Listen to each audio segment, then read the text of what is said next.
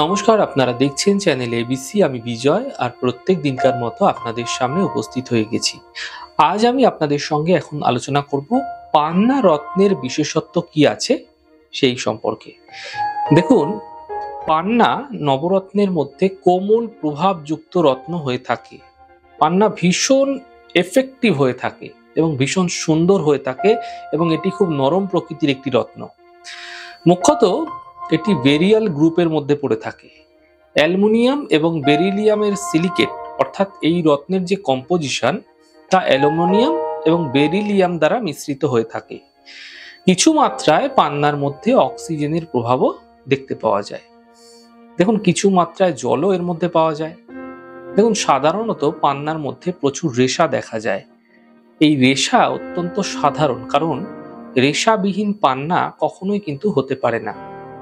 দেখুন, পান্না মুখ্যত সবুজ রঙের হয়ে থাকে এবং বুধ নামক গ্রহের সঙ্গে এর সম্পর্ক হয়ে থাকে। দেখুন, বুধের যেরকম প্রভাব হবে সেরকম প্রভাব অনুযায়ী পান্না আপনার ক্ষেত্রে কাজ করতে থাকবে। বুধ যদি আপনাদের ক্ষেত্রে শুভ থাকে, তাহলে পান্না ধারণে আপনাদের ক্ষেত্রে শুভ ফল বৃদ্ধি পাবে, এবং বুধ যদি আপনাদের ক্ষেত্রে অশুভ থাকে, তাহলে পান্না ধারণে আপনাদের ক্ষেত্রে অশুভ ফল বৃদ্ধি পাবে। এবার আমরা জানবো যে পান্না ধারণে কি লাভ মিলতে দেখা যায় সেই সম্পর্কে। দেখুন, পান্না বুদ্ধিকে প্রখর করতে, বুদ্ধিকে তেজ করতে, একাগ্রতা বৃদ্ধি করতে সাহায্য করে। যদি আপনি পান্না পড়ছেন, যদি আপনার পান্না পড়ে কিছু ফায়দা মিলছে, তো আপনার বুদ্ধি প্রখর হয়ে যেতে থাকে ধীরে ধীরে, এবং আপনার একাগ্রতা বৃদ্ধি হয়ে যেতে থাকে। এটি মনের চিন্তাকে দূর করে, এবং যাদের ডিপ্রেশনের সমস্যা রয়েছে, যাদের সর্বদা মানসিক অবসাদে যারা ভুগছেন, এদের ক্ষেত্রে পান্না বিশেষ লাভ দিতে পারে। পান্না ধারণ করলে কথা বলার যে শক্তি, সেটি বৃদ্ধি পেয়ে যায়।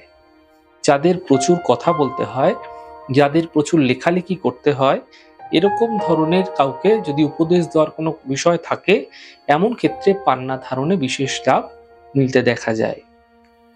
দেখুন, পান্না আপনারা ধারণ করার পর যদি আপনাকে ফায়দা দিচ্ছে, তাহলে আপনার যে ব্যক্তিত্ব আছে, সেই ব্যক্তিত্বের মধ্যে একটা আলাদা রকমের চমক দেখতে পাবেন। এটি চর্ম সম্বন্ধীয় সমস্যাতেও ভীষণভাবে দ্রুত কাজ করে থাকে। দেখুন, এমনটি হতে পারে আপনার কুষ্ঠিতে হয়তো দেখা গেল বুধ দুর্বল রয়েছে, কিন্তু বুধ দ্বারা আপনাদের ক্ষেত্রে কিছু বিশেষ লাভ মিলতে, এবং আপনাকে যদি পান্না ধারণ করানো হয়, তাহলে চর্ম সম্বন্ধীয় সমস্যাতে সমাধান মিলতে আপনারা দেখতে পাবেন। দেখুন, যদি পান্না ধারণ করছেন এবং পান্না আপনার ক্ষেত্রে সঠিক রত্ন নয়, শুভ রত্ন নয়, এমন ক্ষেত্রে পান্না আপনাকে সমস্যা দিতে পারে। কিন্তু কোন ধরনের সমস্যা আপনাকে দেবে, মুখ্যত কোন ধরনের সমস্যা আসতে দেখা যায়, সে বিষয়ে জানবো। দেখুন, আপনার মধ্যে যে বুদ্ধি ভ্রম, সেটা কিন্তু পান্না ধীরে ধীরে তৈরি করে দেবে। যদি আপনার ক্ষেত্রে ফায়দাদার পান্না না হচ্ছে এবং আপনি পান্না ধারণ করে আছেন, মানসিকভাবে আপনাকে সমস্যাগ্রস্ত করে তুলতে পারে পান্না। পান্না যদি আপনাদের ক্ষেত্রে সমস্যা করছে, তাহলে আপনি সিদ্ধান্ত নিতে পারবেন না, আপনি সর্বদা কনফিউজড হয়ে যাবেন, আপনি বুঝতেই পারবেন না যে আপনার যে সমস্যা রয়েছে, সেই সমস্যার সমাধান আপনি কি করবেন, কিভাবে করবেন, এবং মানসিকভাবে আপনাকে দুর্বল তৈরি করে দেবে। তাই আপনি কোনোভাবেই মানসিক অবসাদ থেকে বেরিয়ে আসতে পারবেন না। পান্না যদি আপনাদের ক্ষেত্রে লোকসান করছে, তাহলে ভয়ঙ্কর পরিমাণে কিন্তু অর্থনৈতিক সমস্যাও নিয়ে আসতে পারে। চর্ম সম্বন্ধীয় সমস্যাতেও দ্রুত বৃদ্ধি করাতে পারে, আপনার আত্মবিশ্বাসকে ভঙ্গ করে দিতে পারে। তাই এখানে এবার আমরা জানবো যে কাদের ক্ষেত্রে পান্না ধারণ শুভ হয়ে থাকে। কারণ আপনি না জেনে শুনে হঠাৎ করে পান্না ধারণ করে ফেলতেই পারেন। কারণ কাদের জন্য পান্না কখনো কিন্তু ভুলে ধারণ করা উচিত না, সেটাই কিন্তু আপনাদের জেনে নেওয়া প্রয়োজন। দেখুন, মুখ্যত বৃষ লগ্ন, মিথুন লগ্ন, কন্যা লগ্ন, তুলা লগ্ন এবং মকর লগ্ন এবং কুম্ভ লগ্নের মানুষদের জন্য পান্না ভীষণভাবে লাভকারী হয়ে থাকে। সিংহ লগ্ন, ধনু লগ্ন, মীন লগ্নের মানুষদের ক্ষেত্রে বিশেষ দশা চলাকালীন পান্না ধারণ করা যেতে পারে। তবে মেষ লগ্ন, কর্কট লগ্ন এবং বৃশ্চিক লগ্নের মানুষদের ক্ষেত্রে পান্না ভুল করেও কিন্তু ধারণ করা উচিত নয়, নচেৎ ভয়ঙ্কর রকমের সমস্যা আপনাদের ক্ষেত্রে কিন্তু তৈরি হতে দেখা যেতে পারে। যারা বাণী অর্থাৎ বাকশক্তি সম্বন্ধীয় কাজকর্মের সাথে যুক্ত আছেন, প্রচুর কথা বলতে হয়, যেমন অধ্যাপক, উকিল, জ্যোতিষী, যাদের প্রচুর কথা বলতে হয়, এরকম মানুষদের ক্ষেত্রে পান্না ধারণ করা অবশ্যই উচিত।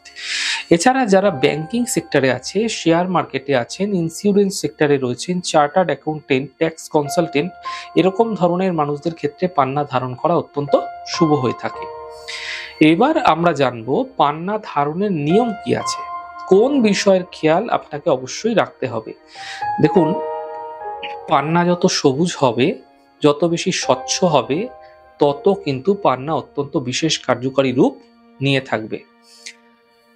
আপনাদের ক্ষেত্রে মাথায় রাখতে হবে যে পান্না রূপো দ্বারা এবং সোনা দ্বারা বাঁধিয়ে ডান হাতের অথবা বাম হাতের কনিষ্ঠ আঙ্গুলে বুধবার সূর্যাস্তের 1 ঘন্টার মধ্যে সব যদি ধারণ করা যায় শুভ সময় দেখে, তাহলে তা শুভ হয়। এছাড়া অশ্লেষা, জ্যেষ্ঠা, রেবতী নক্ষত্রের যুক্ত দিনে আপনারা শুক্লপক্ষে কিন্তু ধারণ করতে পারেন শুভ মুহূর্ত দেখে, সেটাও কিন্তু আপনাদের ক্ষেত্রে বিশেষ কার্যকরী প্রভাব আপনার ক্ষেত্রে দিয়ে থাকবে। যদি আপনি পান্না ধারণ করে আছেন, তাহলে ভুল করেও কিন্তু আপনারা কখনো মুক্ত এবং রক্ত প্রবাল ধারণ করবেন না। এমনটি আপনাদের ক্ষেত্রে ভয়ঙ্করভাবে কিন্তু খারাপ প্রভাব সৃষ্টি করতে পারে, বিশেষত স্কিন ডিজিজ, বিশেষত মানসিক একটা খিচখিচে ভাব, মনের মধ্যে একটা সবসময় অ্যাংজাইটি, এগুলো কিন্তু তৈরি করবে। তাই অত্যন্ত সাবধানতার সঙ্গে পান্না ধারণ করুন, তা আপনাদের জন্য শুভ হবে। পান্নার সাথে যদি আপনারা ওপাল ধারণ করছেন, অথবা পান্নার সাথে যদি আপনারা হীরা ধারণ করছেন, যদি আপনার প্রয়োজন পড়ছে, তো আপনাদের ক্ষেত্রে অত্যন্ত বিশেষভাবে লাভদায়ী হবে, অত্যন্ত বিশেষভাবে কার্যকারী হবে। দেখুন, যদি মনে করছেন পান্না অত্যন্ত দামি রত্ন, আপনি ক্রয় করতে পারছেন না, তো এমন ক্ষেত্রে সবুজ তুর্মলিন, গ্রিন তুর্মলিন পাওয়া যায়, বা মরগজ, এই উপরত্নগুলিও কিন্তু আপনারা ধারণ করতে পারেন। এমনটিও কিন্তু আপনাদের ক্ষেত্রে শুভ প্রভাব অবশ্যই দিয়ে থাকবে।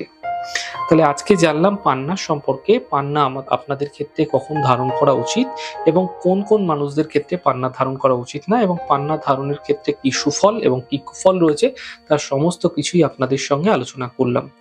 আমাদের এই আলোচনা যদি আপনাদের ভালো লাগছে, সেক্ষেত্রে লাইক করতে, কমেন্ট করতে, সাবস্ক্রাইব এবং শেয়ার করতে বন্ধুদের সঙ্গে ভুলবেন না। অনেক ভালো থাকুন, সুন্দর থাকুন, সুস্থ থাকুন। আগামী পর্বে দেখা হবে। নমস্কার।